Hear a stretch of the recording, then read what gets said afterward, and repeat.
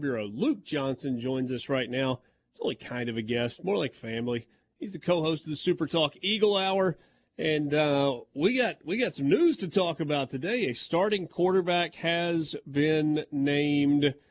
It's Billy Wiles, the Clemson transfer, earns the starting nod for Southern Miss. I thought Will Hall's quote about this was just as candid and honest as it can be. We can win with both of these guys, but the truth of the matter is, Billy's been better. A little bit better, but better. Yeah, and you felt like the entire preseason camp that they felt like they could win with both guys. And so you knew that you were going to have a big upgrade at starting quarterback, and not as important, but what we've seen the last couple of years, Richard, you're going to have a massive upgrade at the backup quarterback position too. And how the injury bug has bit the Golden Eagles over several years. You can't just, emphasize that enough. They've got two guys that they could win with, and I think automatically Holman Edwards becomes one of the best backup quarterbacks in the Sun Belt. So I think he feels crazy good at the depth at this position. One thing that Billy Wiles talked about today was in the offseason, especially in the summer, he worked on precision and he worked on decision-making. And so I think those are the two things that Hall looked for. Who can be the better game manager? Who's going to be less prone for mistakes? And one of the things that was for Edwards' strengths was making plays out of the pocket. Wiles really showed that in the scrimmages and in fall camp. His ability to make plays outside the pocket. Nobody really doubted his ability, to stay in the pocket and be accurate. But I think Will was impressed with some of the things he did outside the pocket. He's 6'3", Edwards is 6'2". But I think Will Hall feels like he's got a steady hand at Billy Wiles. Ethan Crawford's going to be the third-string quarterback, and that's because Zach Wilke has been gone for the last week and a half or so. I don't want to pry into something that is personal. They've said it's a family issue. Do we know anything about what's going on with Zach Wilke and why he's just kind of picked up and gone home to take care of whatever it is that he needs to take care of? I hadn't got a clue, and I've asked, just around, and nobody really seems to know. Okay.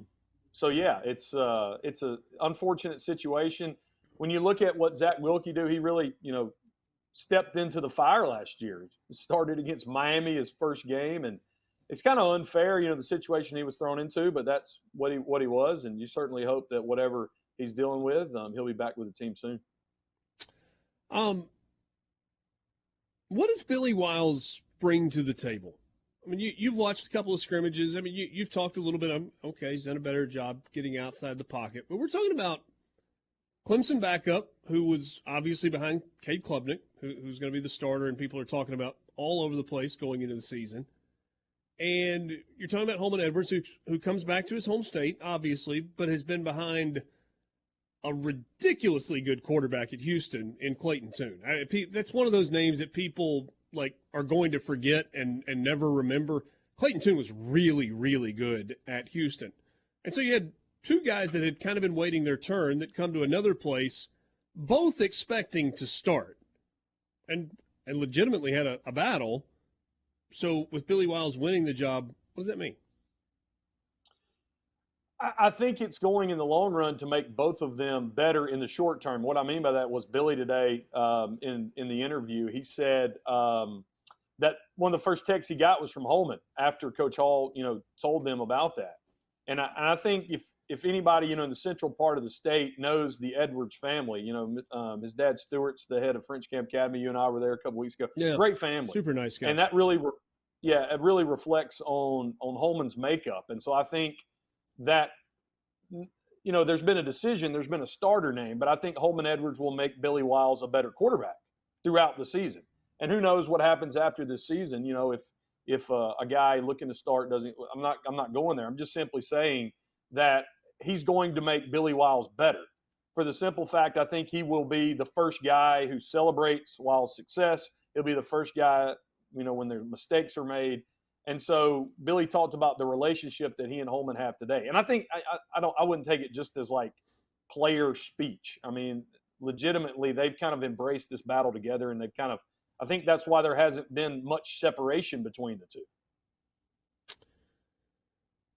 What else, Luke? I mean, Southern Miss has now transitioned from camp mode to game prep mode, and this week is kind of a dry run for next week as game week. What have we learned, big picture, from camp for Southern Miss, and what do they still need to try to kind of get sorted out between now and September 2nd when Alcorn rolls into town?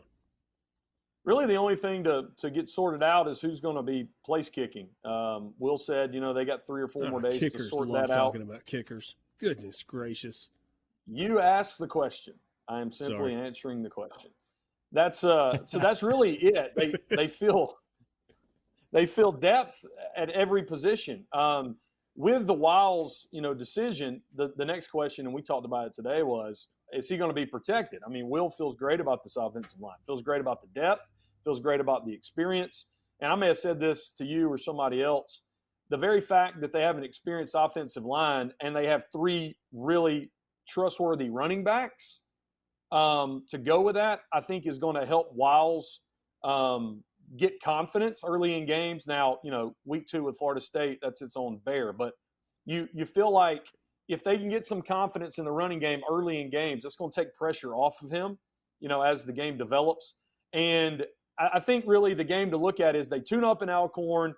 It's really tough in Tallahassee, but what type of confidence can they get rolling in to the Tulane game? Because that game makes or breaks. That may be bowl game down the line. That may be, winning season down the line, depending on what happens in the back half. But going back to the original question, the offensive line, they feel really good about going in. And the defense really showed up in the second scrimmage Saturday. A guy you guys are familiar with, Quentin Bivens, made some big plays. Even with the loss of Armand Cooley, they feel really good about the front 7 and the defensive line. Let's walk through the schedule and kind of play the win-loss game from a prediction standpoint. So Alcorn State in the opener, I'm assuming you predict a win in that one. Yes. No disagreement there. All right. So I didn't know if you were waiting on. Okay, go ahead. Yeah. Just give me a win-loss, yes, no, whatever. Road trip to Florida State, obviously very difficult in week 2. Loss. All right, so that's 1-1. You mentioned it. One you circled, Tulane. A year ago, Southern Miss beats Tulane in New Orleans. This year, Tulane will be coming off a week 2 matchup with Ole Miss at home, but traveling to Hattiesburg. So 1-1 going into that game.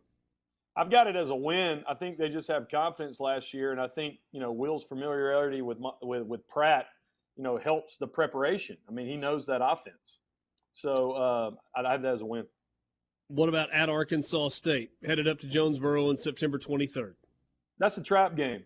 I think they'll win that one. I think that's terrible last year. I know that. I know they were terrible last year, but he had a really good recruiting class 2 years ago. And if you win at Tulane, you got an opportunity to sleep the next week. I think that game will be close, but they'll win it. All right, so that's 3. Texas State home game September 30th.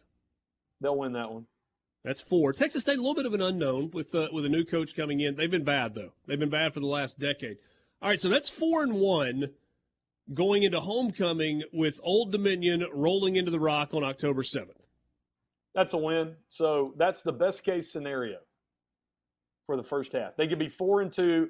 I could see them, laying an egg somewhere because that's what Eagles do. They soar high and they lay big eggs. I could see one of those happening, but I think they'll be 5-1. All right, so that's 5-1, and if you flip the Tulane game, that's 4-2. That's at the halfway point. Now, price of poker goes up a little bit in the second half. October 17th, coming off the open date at South Alabama. I think they'll lose that one. October 28th at Appalachian State. It's already sold out.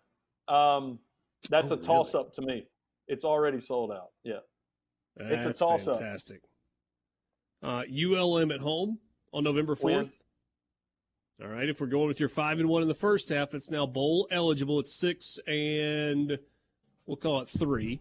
At Louisiana, Raging Cajuns on Thursday night, November 9th. I think Louisiana's a little overrated this year, so I'll take a win there. Okay, so that is 8, right? Yeah, 8. 7. 7-3. At Mississippi State on November 18th. I really want Little Dewey's ribs, but loss.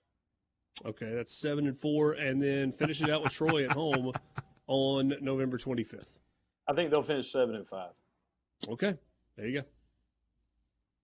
7-5, a good year. I think with that, the toughest Group of 5 schedule in the country, and you have an opportunity to win 8. Oh yeah.